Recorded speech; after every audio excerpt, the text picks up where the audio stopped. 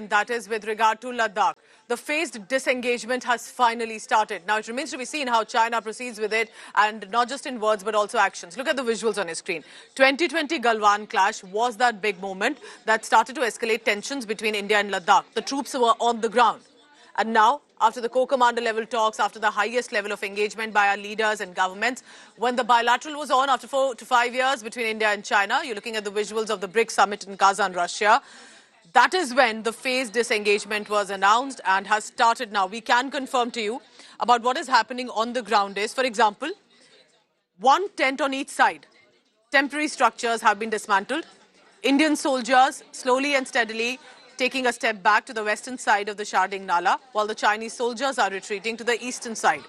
Chinese army also reduced the number of their vehicles in the area. The Indian armed forces also have taken a step back with some of the temporary structures, and 12 tents on both sides which are set to be removed. All of these are, remember, decisions being taken specifically after the disengagement talks have come, and primarily to ensure tensions do not escalate. We are entering into a very strong, scathing western winter season right now, and therefore perhaps these decisions have to be taken. During the key bilateral meeting, Prime Minister Modi and Xi Jinping welcomed the disengagement between soldiers along the line of actual control. सीमा पार पिछले 4 वर्षों में उत्पन्न हुए मुद्दों पर बनी सहमति का हम स्वागत करते हैं। सीमा पर शांति और स्थिरता बनाए रखना हमारी प्राथमिकता रहनी चाहिए। म्यूचुअल ट्रस्ट, म्यूचुअल रिस्पेक्ट और म्यूचुअल सेंसिटिविटी हमारे संबंधों का आधार बने रहना चाहिए।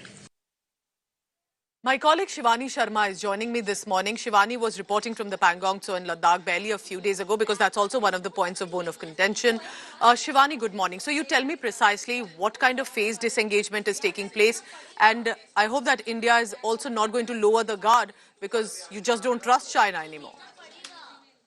Pooja, this is a big breakthrough, and the disengagement began the same day when Prime Minister Narendra Modi was meeting President Xi Jinping at the sidelines of BRICS summit. The disengagement has started with the dismantling of the tents at either side at Demchok. That is one of the friction points, and not only at Demchok, Pooja, at the Depsang plains also, though the Chinese do not have their tents out there, but they have erected tent-like structures using sheets within the vehicles. So they are also removing the vehicles from there, and India is also taking the troops back. So this is the first phase of disengagement that has already started. We can confirm to our viewers. And on 22nd, that is a day prior to the dismantling of the tent started, the commanders at the local level, they are meeting, chalking out, and also monitoring this disengagement in a phased manner. And remember, the structures that they are present, there are around 10 to 12 tents at either side that had come up after the Galwan clash at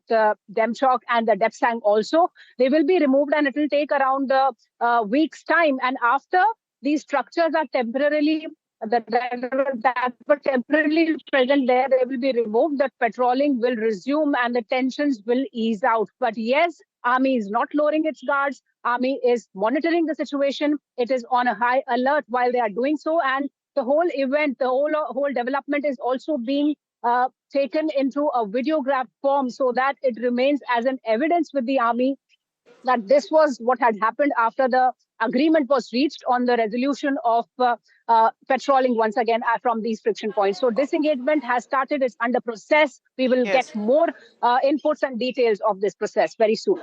All right, at least even though it may be late, but at least better than never. There is a disengagement taking place. It remains a sensitive button. Think of the troops that are on the ground right now and with their lives saving our borders as well. But let me help you understand with the graphics that we have about what is this disengagement, what does it mean? One by one, I'll take you through the points that have come to the fore. Now, remember, eventually, when you're talking about a difficult terrain like this, what does the disengagement mean? It means that there is a certain claim line, and from that, where the positioning of the soldiers, of the troops on the ground, that the local commanders are currently ensuring and monitoring from on the ground. So let's begin. One by one, the disengagement that has started means there are either tents, usually at that location, because there cannot be permanent structures. So 23rd October is one where one tent from each side were removed. So it is one side that takes a step and followed by another. That is how they are ensuring that it's not just the Indian troops that are following the protocol and the Chinese will betray us. By the next day, temporary structures were removed from each side in Demchok.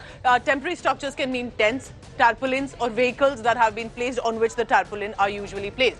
In the next few hours, Chinese army also reduced the vehicles in the Depsang area. So Depsang and Demchok are the two main points where this disengagement is taking place. Local commanders in Depsang, Demchok are consistently monitoring this disengagement, and with that they mean to ensure that if India follows protocol, so does the Chinese troops as well.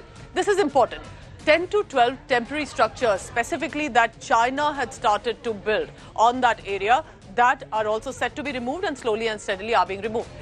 Chinese army will be also removing their temporary shelters at the Depsang area, and that basically means either vehicles, tents or tarpaulins, like I've been saying, not permanent structures.